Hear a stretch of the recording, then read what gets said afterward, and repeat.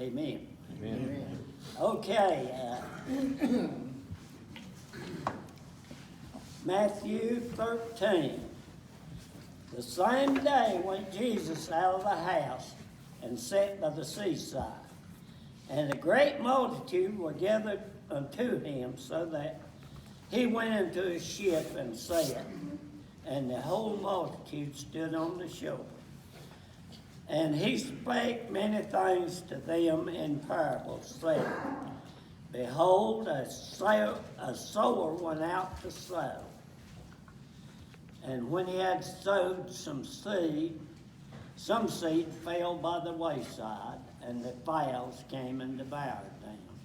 Some fell on stony places, and they had not much earth, and they sprang up, but because of no dampness of earth, when the sun was up, they were scorched, and because they had no root, they withered away.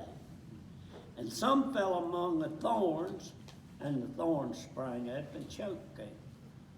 But others fell on good ground and brought forth fruit, some 100-fold, some 60, and some 30.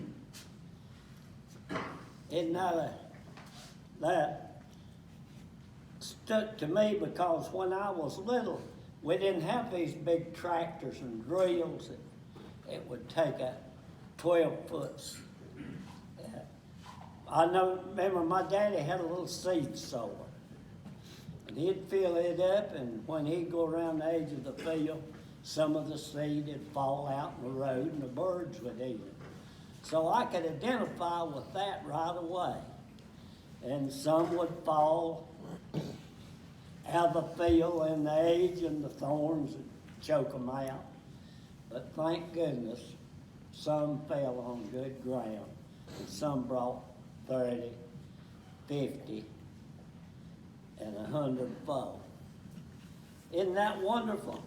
And people say, yeah, but that was 2,000 years ago. Does it still happen today? I don't care who you are, somebody's watching you. And you'd better be careful what you do, or you might lead them the wrong direction. So, that's what I wanted to get across to you this morning, that still some seed fall on good ground. And I've talked to a lot of high school classes lately, and I always tell them the Sam Yannon story. Back in World War II, when they assigned you to a bomber crew, 9 men, 10 on the lead planes on the B-17, and we went to Lincoln, Nebraska, and they stood up a pilot, and then they started calling co-pilot's name, and they'd stand behind the pilot. After the co-pilot, they got the navigator, the bombardier, the top turret gunner, the radio operator, and finally they get down to the tail gunners. And that completed the crew. And once you was assigned to a crew, you ate with them, you slept with them, you fought with them, and you fought with them, but nobody else had better not bother. So anyway, they got to be your brothers. I mean, close knit. And Harry Culver was the pilot, and everybody on that crew went with Harry Culver's crew. And they had a nice looking bunch of men, but they had a radio operator, Sam Yannon.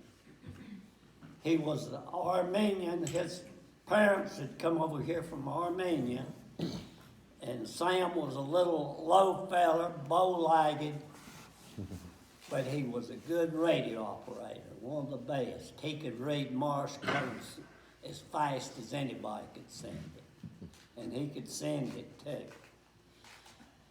But anyway, to make a long story short about Sam Yannon,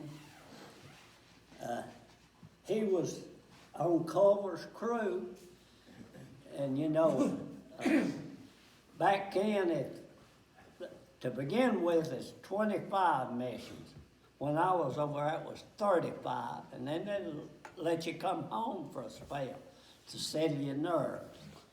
But anyway, Sam said that his family didn't have a Bible. They didn't go to church. He said, I wasn't an infidel, said I just didn't know anything about God. And anyway, Culver's crew had come down to the end of their tour and were still alive. They had 33 missions, and they just needed 35 to come home. Sam had flew spare with another crew one day, and he already had 34. So Harry Culver told him, said, Sam, I'll request another radio operator tomorrow, and then we'll all finish our missions the same day. That way they'll allow you a little leeway if you graduated from 35 missions. You could buzz the field when you came back from Germany. And by the way, you'd go 10 hours at least, sometime 12, without any food. For at high altitude, you wore that oxygen mask all the time. And cold, and boy, you'd get hungry. And when you came back, the flight surgeon had a table there as you went in the mess hall. And he had 2-ounce jiggers of booze. And he'd allow you one.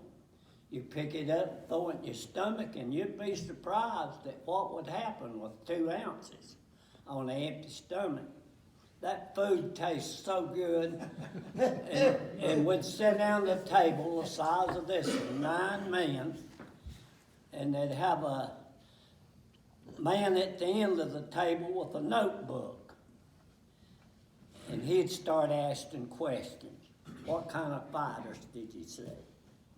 Did you see anybody bail out if a plane went down? He had asked all these questions, and boy, after that couple ounces of booze, he'd get answers. He'd get some answers that was what happened that day, and probably some that didn't happen. But anyway, after he got all the information, then you ate and were run back to your barracks and looked at the bulletin board to see if you was scheduled to fly the next morning. If you was, you went to bed. If you wasn't, you could go to Boise, the little town. Everybody had a bicycle, by the way. And that was our main transportation. But to get back to Sam, like I said, he said he wasn't an infidel. He just didn't know anything about God. And it so happened Culver's crew caught Berlin.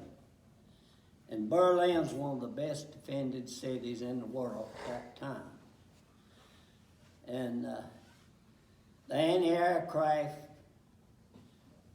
these 17s had a self-sealing tank. A bullet go through that tank, and it just sealed back. You didn't lose it. But if one of them 88s went through there and didn't explode, it left a big hole, and you'd lose all the fuel out of that wing. But that's what happened. The 88 went through the wing. Thank goodness it didn't explode, but it went above it. They'd cut the fuse a little too long. It threw shrapnel back in the plane and turned it over, but it didn't knock it down. Pilot got it under control, but he had lost 2 engines and all the fuel in one wing, and he was 500 miles inside Germany. He came back across Holland to the North Sea. So Harry Culver made the decision. By the way, that man that sits in the left seat is the commander. What he says goes. He may ask your opinion, but he could overrule anybody else on it. Anyway, he said, we can't get back to England. We don't want to go down in the North Sea. And we're sure not to go across the Ruhr Valley, all those flat guns there at low altitude. So we're heading for Sweden. And he made it to Malmo, Sweden. And the whole crew was interned there and helped prisoners of war till the Germany surrendered. But anyway, back that afternoon, by the way, when you went out, you went into briefing in the morning, and they looked at your dog tags. If you're scheduled to fly, the MP would check you off of the list as you went in. Nobody knew where you was going except the commander of the base, or what time or nothing, until bombs away. And when the bombs were dropped, the radio operator will call back to the field and tell them, we bombed Berlin at 12:02 visually. But anyway, that afternoon, Sam went down to see the planes come back in. And they'd tell everybody the possible time of return. He got on his bicycle and went down, and Sam's crew didn't come. And it upset him something awful. And they sent him to a psychiatrist. And he said that he'd come out of there worse than he was when he went in. Anyway, they were trying to get him settled enough to fly his last mission and come home. And Sam said one of his buddies told him, said, why don't you go see the chaplain? By the way, chaplain was Lieutenant Ware. And he was a young fella. And Sam said, do you think he can help me? He said, it can't hurt anything, can it? So Sam goes in to see the chaplain. And he said he went in. Now this is Sam told me this person.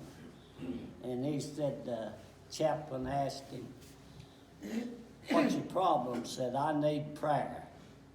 That's what people tell me. And he said he prayed. And he said, now Sam, would you like to pray? And Sam said, what will I say? He said, tell the Lord what your problem is.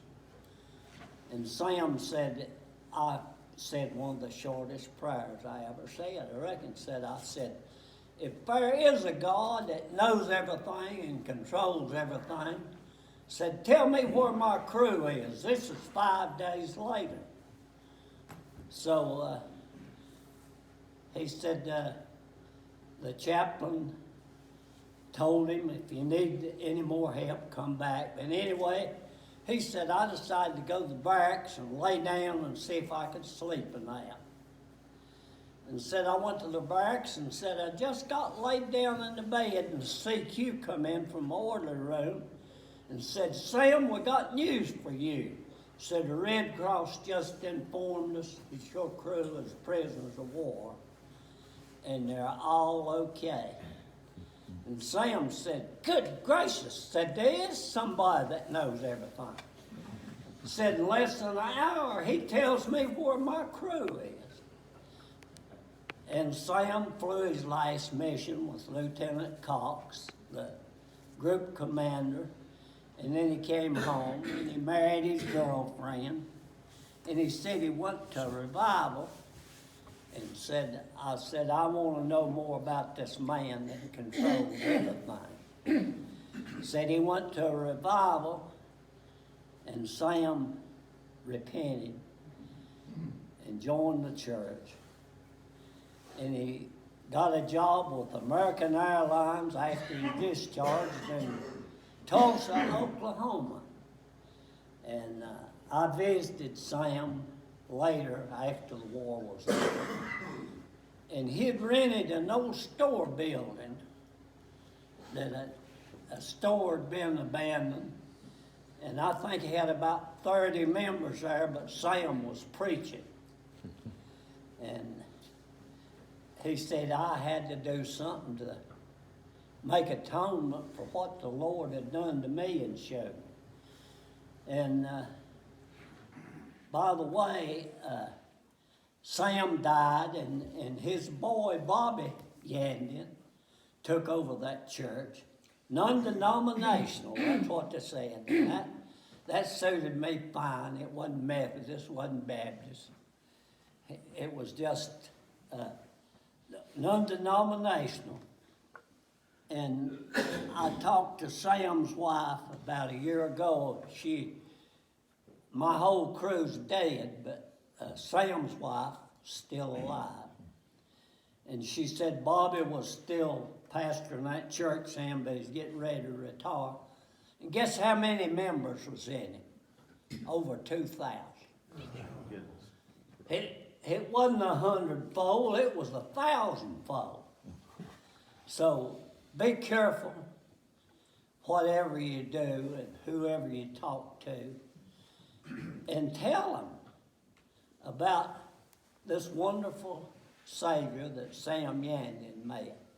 When I talk to children in school, I said, this younger generation's gone to the dogs. I don't know what I'm going to do with them. But anyway,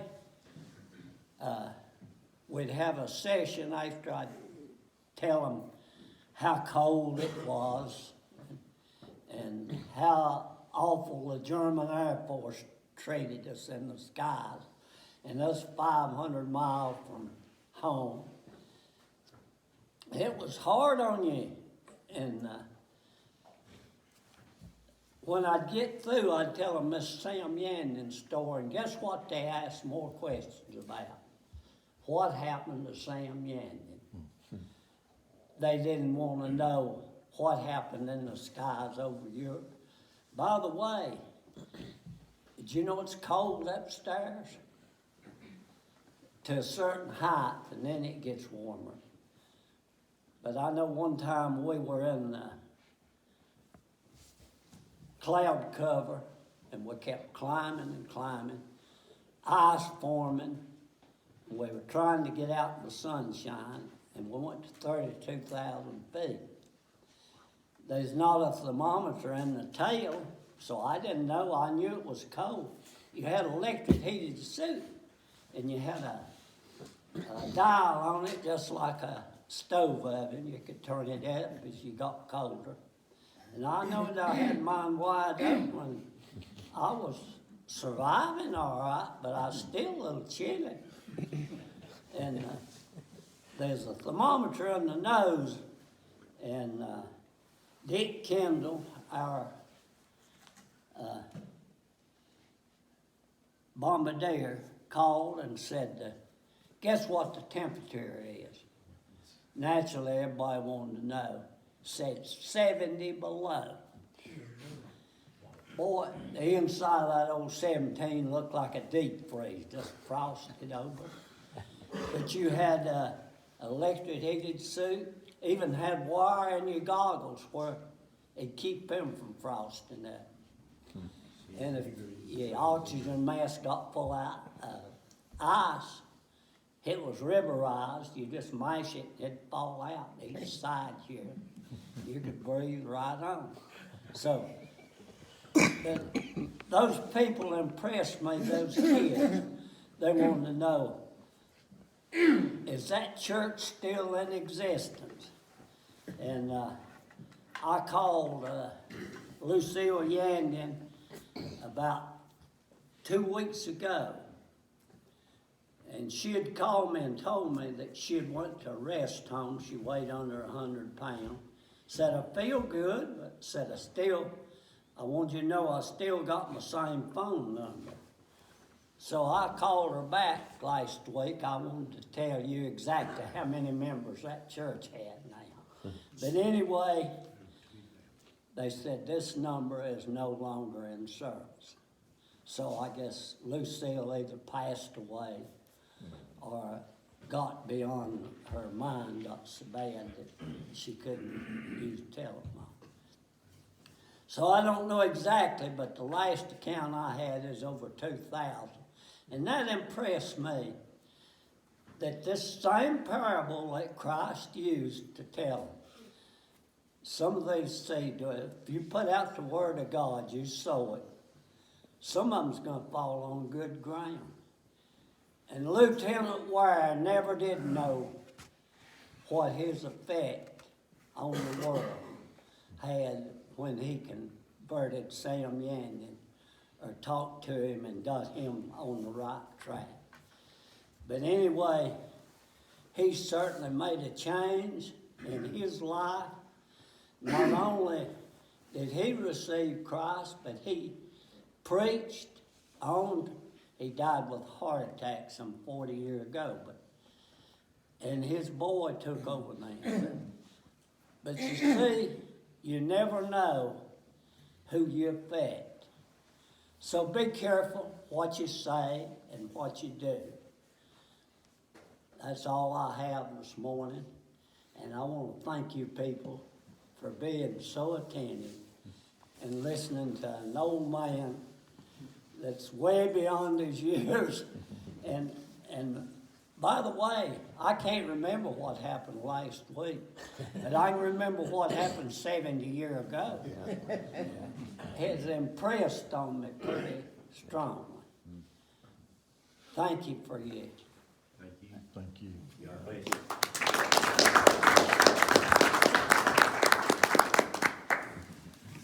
Anybody have any questions? That's what it was. I always heard it was pretty tough being in that bottom, that rear gunner. Them planes coming, that's the one they want to try to hit first, it seems. Can you share a little experiences about some of your flights over there? Yes, sir. I remember one of the biggest disappointments ever I had. See, in the last 44 and the first 45, France had already been liberated, and all of our missions were deep into Germany. And I know we got up one day in England, if it was foggy and a drizzling rain, that was a normal day. And once in a while you get a pretty day. So I remember February 28th, 45. We went to briefing, and as I said, our target today is Cologne, which is the third largest city in Germany, right on the Rhine. And it's, what I liked, it was going to be less than 7 hours in the air. And usually it was 8 or 10 if you went to Dresden. By the way, did you ever hear about the firebombing of Dresden? I was on that mission. And Harry Culver, our pilot, called me years after that and said, "What did you see?" Everybody else in the plane was looking where it was going. I was looking where we'd been. And we had already had bombs away and banked off. I was sitting in there, I could see it good. And he said, "What does Dresden look like?" I said, "I can't see a thing but smoke." By the way, that whole city was burned. The German press service said not one building could be repaired. It's told that the temperature reached 800 degrees and maintained. Somebody would go in the basement to try to get away from the heat, and said there'd be no hair nor no bones, just a greasy spot in the cement floor in the shape of a man. That's cremation, wasn't it? So, I don't know, but, they still harp sometime about we shouldn't have firebombed Dresden. We didn't have anything, I didn't even know, all I knew it was an easy mission. But I started telling about Cologne. We went to briefing, said, gonna be less than 7 hours. The weather is perfect, sun is shining pretty and clear. And boy, I said, we got it made today. We took off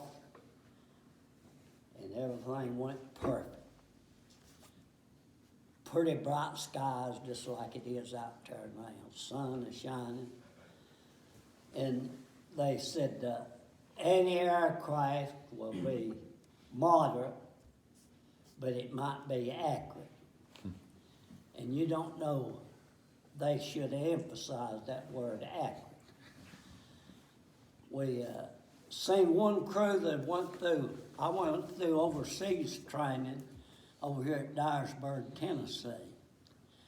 And a crew that went through training with us and slept in the barrack we did at Dyersburg, went to the 92nd Bomb Group too.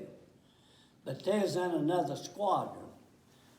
A bomb group had 3 squadrons, and later, when they didn't have room, they added another squadron and just put 12 more planes to take off of that field every morning. That way they could get more planes in the air without building any more airports. By the way, they had 134. And England ain't that big a place. But what happened at Cologne, I know our co-pilot, Cornell R. Christensen, said, I heard him, you had earphones on, and you had a microphone in your oxygen mask. You just press this button here on your gun handle, and you could talk to the whole crew. But only one could talk at a time. And we didn't like to have intercom, especially when it was over enemy territory.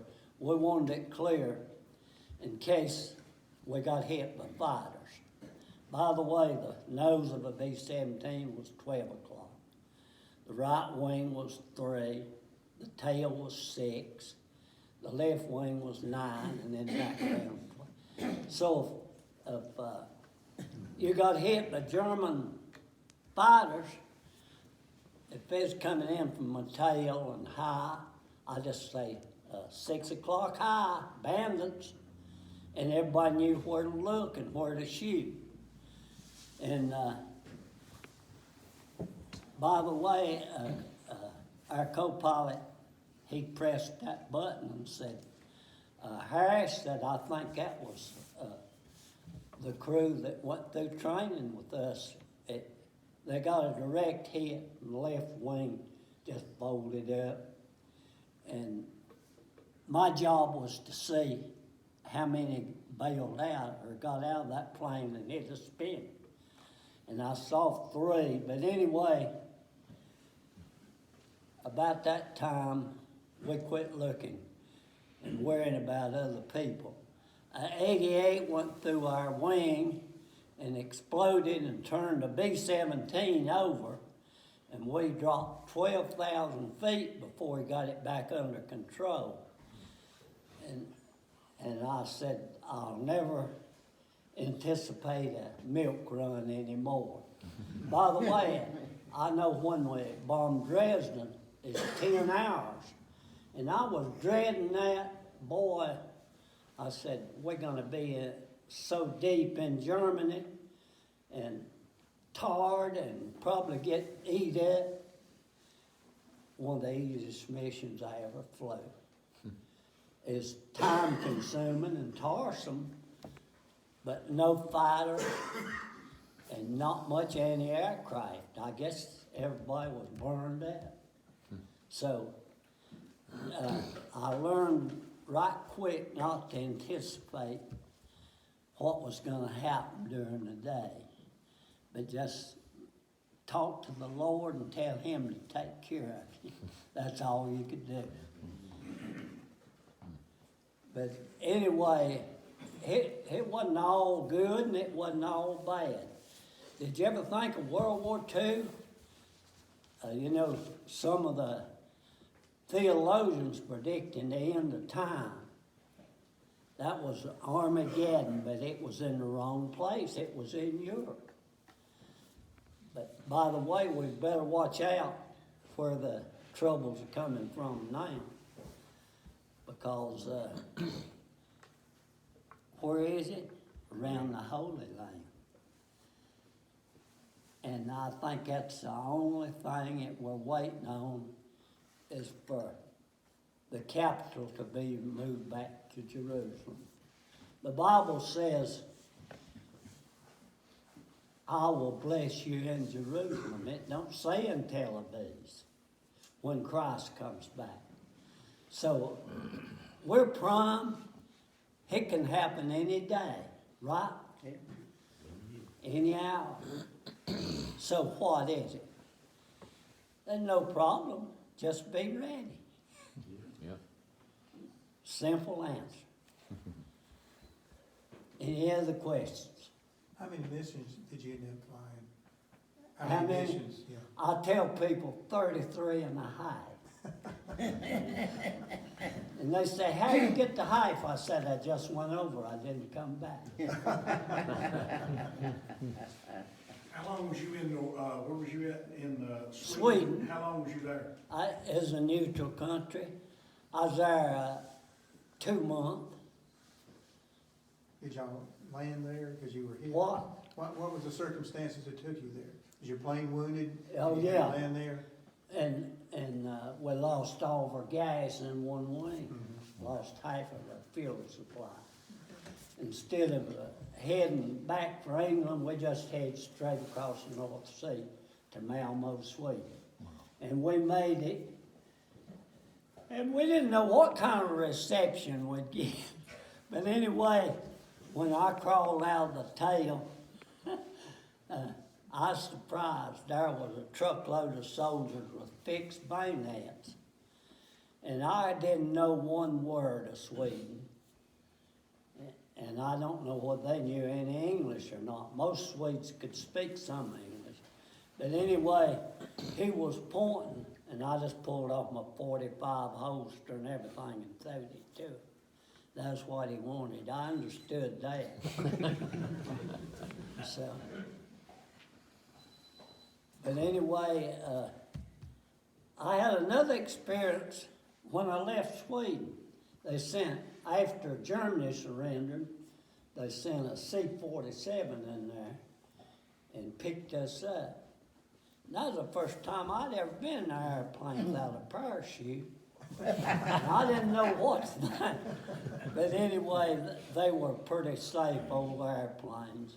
And nobody's shooting at you, so we made it easy. Anything else?